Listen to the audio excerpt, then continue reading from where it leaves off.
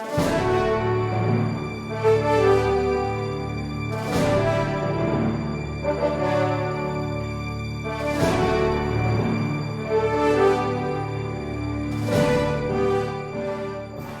2011 for 17 million because it is outside of the coverage of Article 2.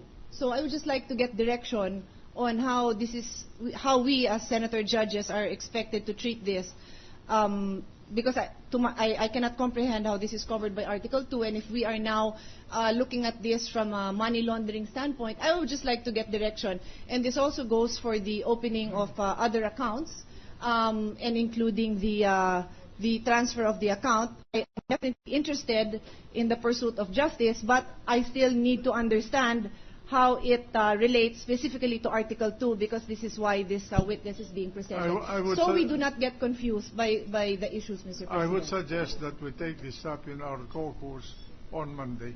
And I'd be very happy to, but I take this up because we already have additional documents later on may go into a year end that is beyond the scope of Article 2, which, for the record, ends, as far as I recall, on December 31, 2010. Thank you. If the Senate President will allow us, we were the one who raised this question. Proceed. The relevance that is why precisely we are trying to find out the manager's check. There was a manager's check issued to withdraw 17 million. Where was this manager's check negotiated?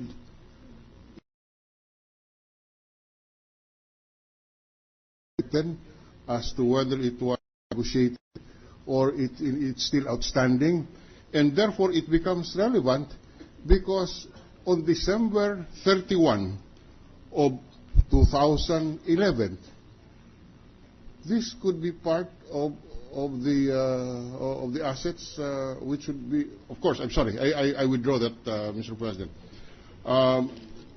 This could be part of the determination of the court as to whether or not there are unreported assets, Your Honor. But we do appreciate that we should discuss this in caucus, Your Honor. Whatever values a person owns at a given date, then my understanding of the requirement of the preparation of statement of assets and liabilities and net worth, all those must be included. Now, whether they are in the form of cash, in the form of properties, in the form of real estate property, or in the form of securities or investments. Now, managers' checks are actually cash.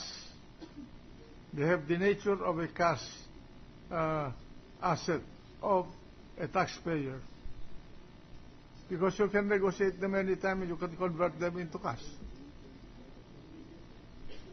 Mr. President, Senator Bongbong Marcos wishes to be recognized. The gentleman from Ilocos Norte.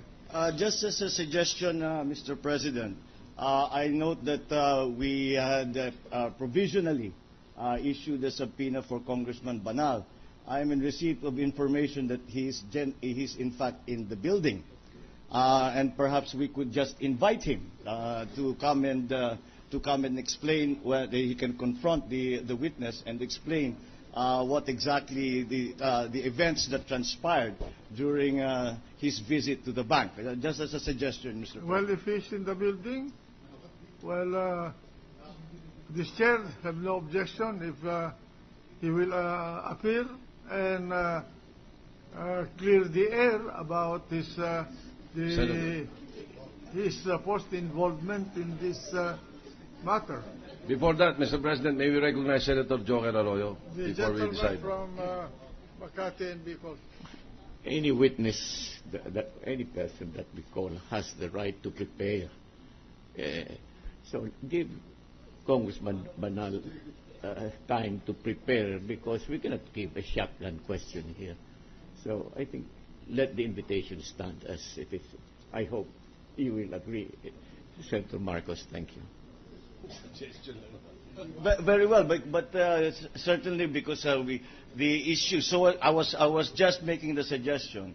So we do not have to confront the issue as to whether or not to subpoena a fellow member of Congress, because if he would be amenable to come and testify, maybe not today, maybe on Monday, on the strength of an invitation. Okay. Then that problem will not have to be confronted by the court. That was my thinking, Mr. President. I leave it to the gentleman from Congress. If he's in the building, If he wishes to voluntarily come, and if he wants to clear the air about his involvement so that it will not be left hanging to the speculation of the public, he may do so. Mr. President, The gentleman from Makati and the quite frankly, this shotgun invitation, I mean, let's give him a chance. Let him come Monday, and then rather than just because he's roaming around here, and then suddenly his name is mentioned. I mean, we're not in the habit of anyone who is mentioned here and he's around, and we will invite him to testify. I mean, that's Anyway, nice. Mr. President. Thank you. Mr. President, it was merely a suggestion, I think, on the side of Senator Marcos, para makaiwas lang sa mga problema pa. But anyway, it's up to him. Well, anyway, to avoid any further discussion, let's invite him to come Monday. Okay. No objection, Mr. President. Senator Pangilinan wishes to... Just two more quick questions, The Mr. President. gentleman from Pampanga. Yes, just two more follow-up quick questions to the witness. Madam Witness, you said that you're familiar with two more accounts, no? But you'd like to get the documents, no? And that and you have said that there have been, on December 12, there were withdrawals for 3 accounts, no? Not of these 2 accounts. Would you know in these 2 other accounts were there withdrawals too on December 12? May I refer to the document?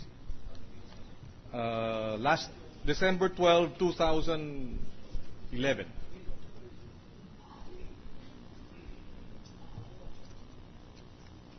Because Sir, there were 2 withdrawals on the accounts that were covered by the initial subpoena, and the other withdrawal was the one of the additional. I think, if I may recall, I will have to check on that. So there were 3 withdrawals on December 12. I think so, Your Honor. My question I will check on it. And we've already established that for the 2 accounts that you say you don't have the records now, and you will be bringing it on Monday. Would you know if there were, because you're the bank manager, no? And therefore, if there were withdrawals on the same day, December 12, on these 2 other accounts, and therefore, would you know if there were 5 withdrawals for these peso accounts, or you're just familiar with 3? Have to check. You will Your have to Honor, check to be sure. Okay. Thank you. Thank you, Mr. President.